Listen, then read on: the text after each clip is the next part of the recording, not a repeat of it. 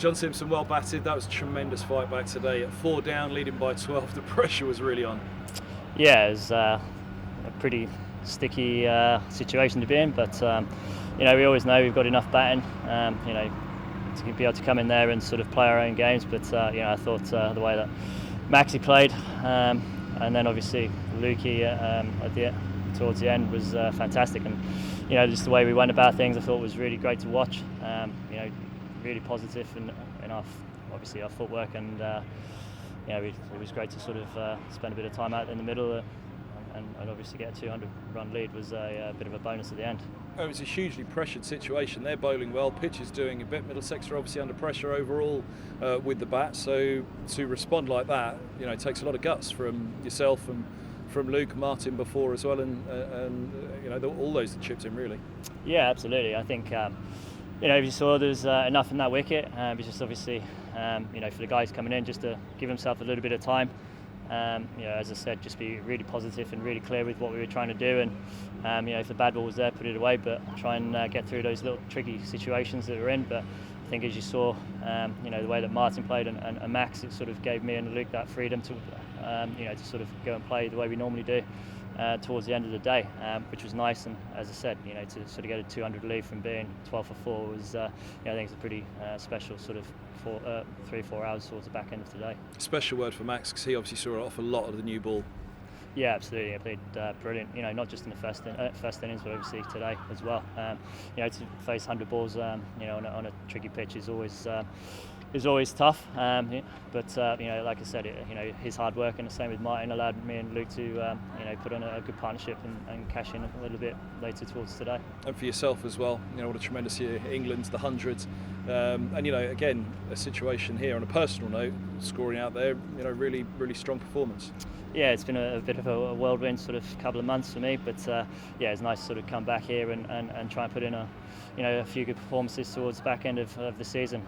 Obviously nobody wants to be in Division 3, but I think the way we've played in the last sort of 2 or 3 weeks has really shown that we're making really good strides. And I think today was quite emotional as well. Obviously, obviously with Harry and Finney, that presentation is sort of, I think, it struck a chord with a lot of the senior guys. So it was just really nice to go out there and put on a bit of a performance for them.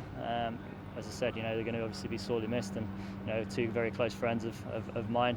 So it was nice to go out there and hopefully put a bit of a smile back on their faces. Absolutely. Does it feel like this team's coming together now? You mentioned the amount of batting there is a long way down the order. It's still one of the strongest bowling units in the country. Middlesex will be desperate to get raring next season, but already have laid down a stamp in this September ahead of next year, perhaps. Yeah, look, there's a lot of talent in that change room. It's about sort of trying to get it together. I think, as you've seen, with the experience that we have in the change room, mixed with that blend of sort of a few of the young guys, they've played a hell of a lot of cricket now. So, for them, it's for me, I don't call them inexperienced anymore. Just because they're 24, 25. We still look at them as young, but for me, they've played a lot of cricket, and it's nice to see that some of the younger guys are really standing up and showing what they can do. So for me, it's great to watch.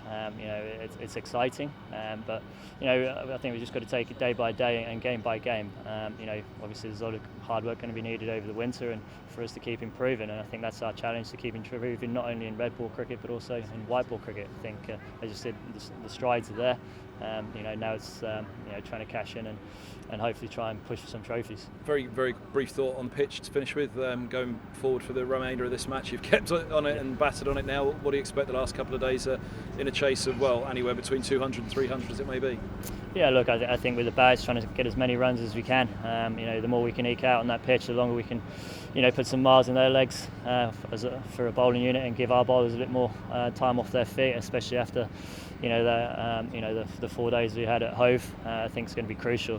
But I think the pitch is, I think if you bowl a bad ball, you can still get hit. But there's a lot of divots out there. The ball lives spinning, and as you said, there's a few sort of keeping low, and some are sort of bouncing from the divots. So there's enough in there. It's just a case of us going out there, trying to eke as many runs out, and then when we get that ball in the hand, just being relentless on our line and length.